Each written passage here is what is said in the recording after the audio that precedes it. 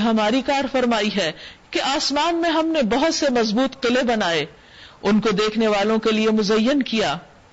یعنی ہر خطے میں کوئی نہ کوئی روشن ستارہ سیارہ ہے، اور اس طرح کائنات کا ہر حصہ جگمگا رہا ہے.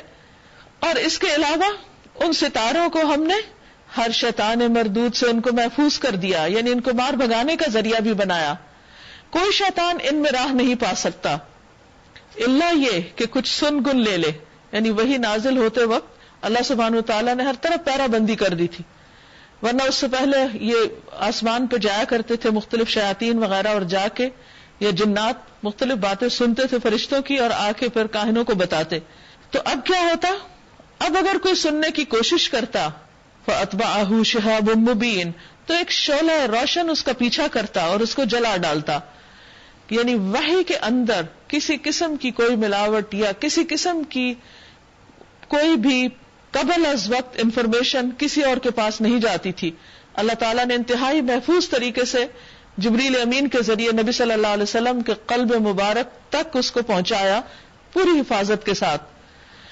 اس سے بھی پتہ چلتا ہے کہ قرآن پاک کا کتنا اہتمام اللہ سبحانہ و تعالیٰ نے کیا کہ بندوں کی ہدایت کے لیے پیور، خالص اور بہترین چیز پہنچے جو واقعی ان کو فائدہ دے.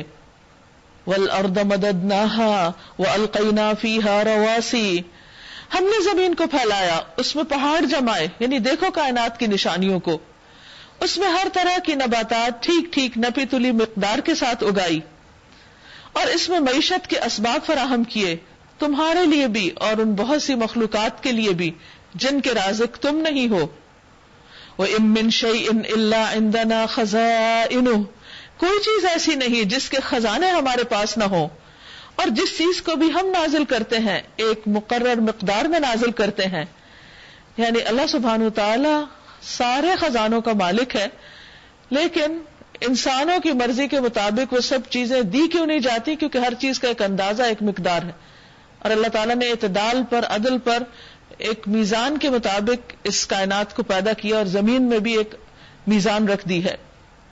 وَأَرْسَلْنَا الرِّيَاحَ لَوَاقِحَ، بارآور ہواؤں کو ہم ہی بھیجتے ہیں. یعنی ونڈ پولینیشن کے لیے اللہ سبحانہ وتعالیٰ خاص موسموں میں ہواؤں کو چلاتے ہیں جو بیجوں کو ایک جگہ سے اڑا کے دوسری جگہ پہنچا دیتی ہیں.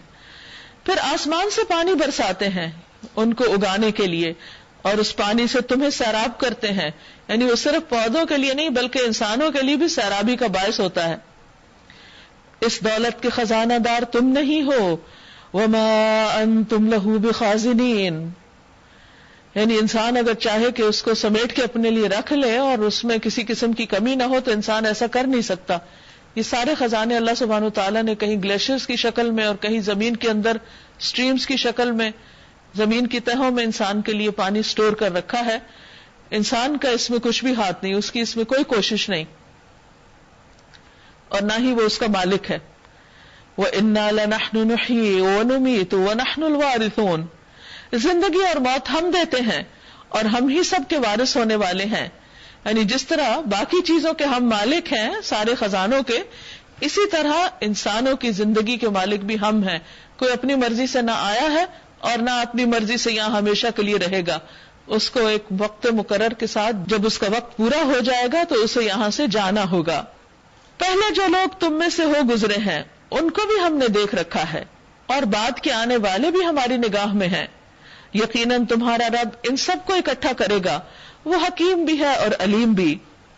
وَلَقَدْ خَلَقْنَا الْإِنسَانَ مِنْ صَلْصَالٍ مِّنْ حَمَإٍ مَّسْنُونٍ، ہم نے انسان کو سڑی ہوئی مٹی کے سوکھے گارے سے بنایا.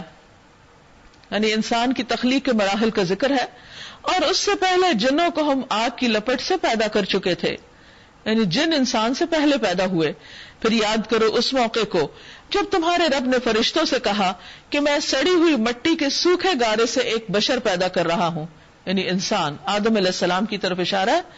جب میں اسے پورا بنا چکوں اور اس میں اپنی روح سے کچھ پھونک دوں تو تم سب اس کے آگے سجدے میں گر جانا.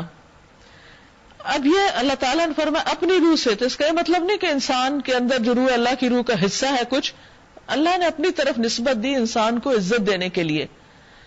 فسجد الملائکۃ کلہم اجمعون، چنانچہ تمام فرشتوں نے اس کو سجدہ کیا. کیونکہ اللہ تعالیٰ نے فرمایا تھا کہ تم سب اس کے آگے سجدے میں گر جانا جب انسان صحیح سلامت بن کے تیار ہو جائے. تو سب نے سجدہ کیا سوائے ابلیس کے کہ اس نے سجدہ کرنے والوں کے ساتھ سے انکار کر دیا. اب دیکھیے کہ انسان کی اہمیت یہاں بتائی جا رہی ہے کہ اللہ سبحانہ وتعالیٰ نے کس طرح اس کو تخلیق کیا، کس طرح اس کے اندر روح پھونکی، اور اس روح کی وجہ سے اس کو عقل، سمجھ، شعور اور یہ تمام نعمتیں عطا کی، اور پھر فرشتوں سے سجدہ کروایا. اور انسان ہے کہ عقل پا کے دنیا میں جب آتا ہے تو اپنے رب ہی کو پہچاننے سے انکار کر دیتا ہے یا اسی کو نہیں جان پاتا. کس قدر بڑی محرومی ہے.